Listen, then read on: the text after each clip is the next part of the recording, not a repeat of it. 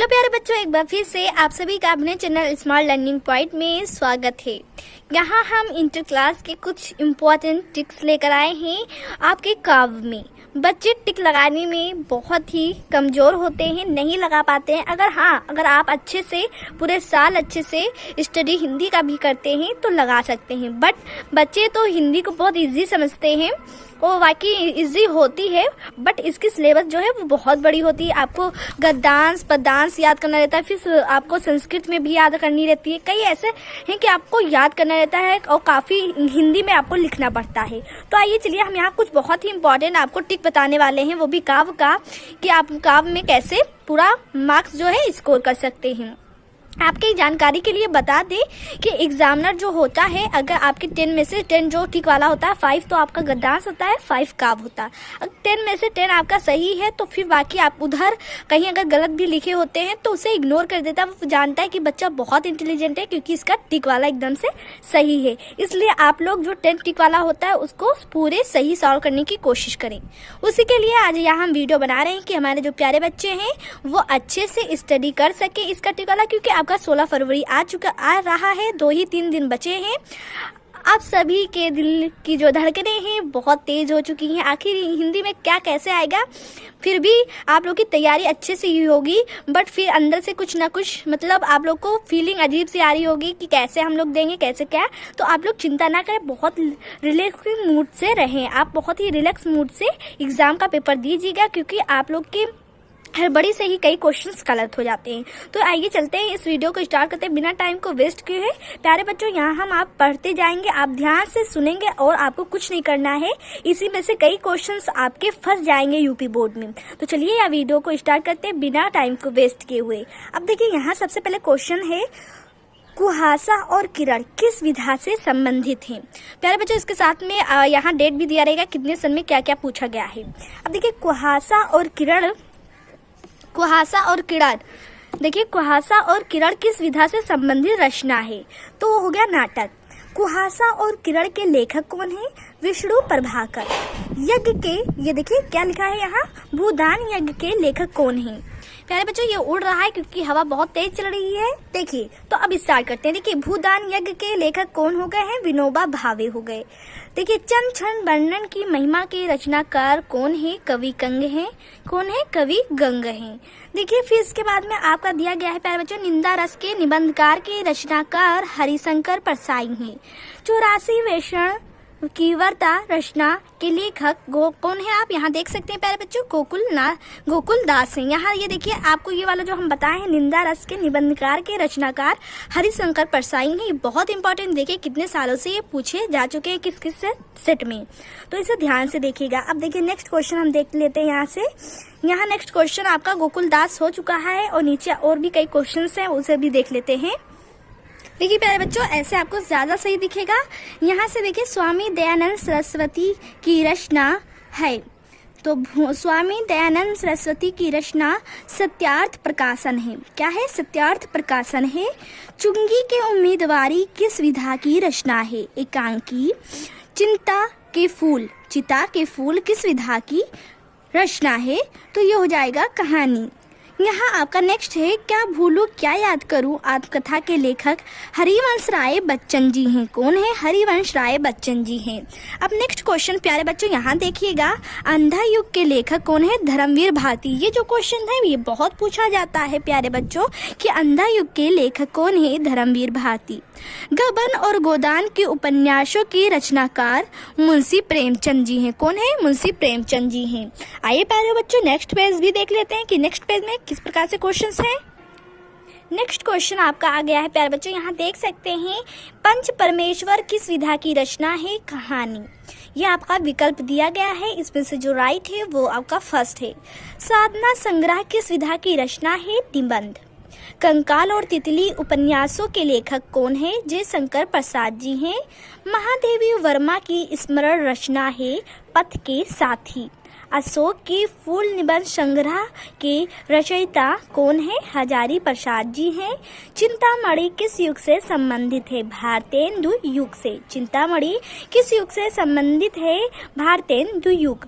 गुनाहों का देवता किस विधा की रचना है? तो उपन्यास हो जाएगा। गुनाहों का देवता उपन्यास के लेखक कौन है? तो धर्मवीर भारती हो जाएगा। रंगभूमि उपन्यास के लेखक हमारे मुंशी प्रेमचंद जी हैं। यशपाल किस युग से संबंधित है? शुक्लोत्तर युग से। श्री जनेंद्र कुमार का उपन्यास है त्यागपत्र। नेक्स्ट आपका है रानी केतकी कहानी के लेखक इंसा अल्लाह खां हैं। ये देखिए बहुत इंपॉर्टेंट ये क्वेश्चन है, इसे सही से देखेंगे और सही से इसे टिक कीजिएगा क्योंकि ये बहुत इंपॉर्टेंट क्वेश्चन है, ये पूछा जाएगा यूपी बोर्ड में हो सकता है। गोरा बादल का कथा जो हमारा कथा है वो प्रथम रचना है, वो खड़ी बोली हिंदी का। ऐसे भी आ सकता है खड़ी बोली हिंदी की रचना क्या है, तो आपका उसमें ऑप्शन में गोरा बादल की कथा दिया रहेगा। इसके लेखक जो है वो हमारे जटमल हैं, इसे आपको ध्यान में रखना है क्योंकि इसके लेखक भी पूछ लेगा कि इसके लेखक आखिर कौन है, तो आपको बताना है कि इसके लेखक जटमल जी हैं। देखिए प्यारे बच्चों, सारे जो क्वेश्चन है आपको इसी वीडियो में हम गद्दान वो काव्य का पूरा प्रोवाइड करा दे रहे हैं कि आपको कहीं और जाने की कोशिश मतलब नहीं करिए। जैसे आप लोग जैसे 2 मिनट का रहेगा या 3 सेकंड का रहेगा, उसमें 3 ही 4 क्वेश्चन बताए रहेंगे। बट अगर ये वीडियो आप लोग एंडिंग तक देखते हैं, आप लोग की भलाई के लिए कह रहे हैं कि अगर आप लोग इसे एंडिंग तक देखते हैं तो एक भी क्वेश्चन आपसे छूटने वाला नहीं है। आप लोग काव्य में पूरा टिक करके आएंगे क्योंकि इसमें से क्वेश्चन आते हैं। चलिए नेक्स्ट क्वेश्चन देख लेते हैं। प्यारे बच्चों, नेक्स्ट क्वेश्चन है मुंशी सदा सुखलाल की रचना है। तो मुंशी सदा सुखलाल, तो सुखलाल लास्ट में जुड़ा है, आपको स्टार्टिंग में अगर रहेगा ऑप्शन में सुख सागर तो आपको यही टिक करनी है।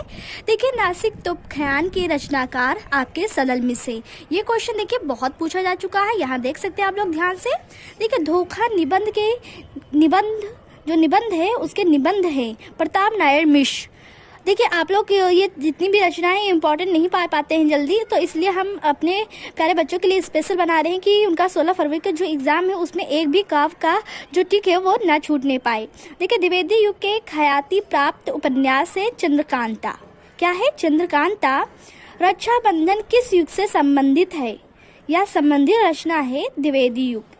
रक्षाबंधन जो हो जाएगा वो द्विवेदी युग से हो जाएगा। किशोरी लाल गोस्वामी की रचना इंदुमती है। किशोरी लाल गोस्वामी की रचना इंदुमती है।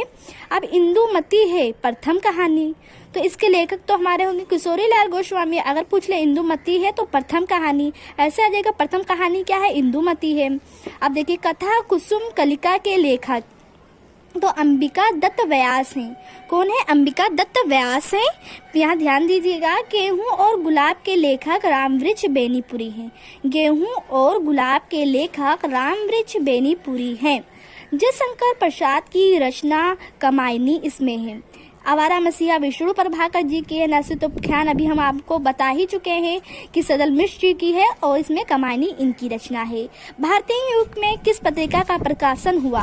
तो आनंद कदामनी का। किसका? आनंद कदामनी का भारतीय युग में प्रकाशन हुआ। हिंदी एकांकी के जनक माने जाते हैं तो राम कुमार वर्मा जी को माना जाता है। किसे? हिंदी एकांकी के जनक माने जाते हैं राम कुमार वर्मा। कबीर पुस्तक के लेखक कौन है? हजारी प्रसाद द्विवेदी।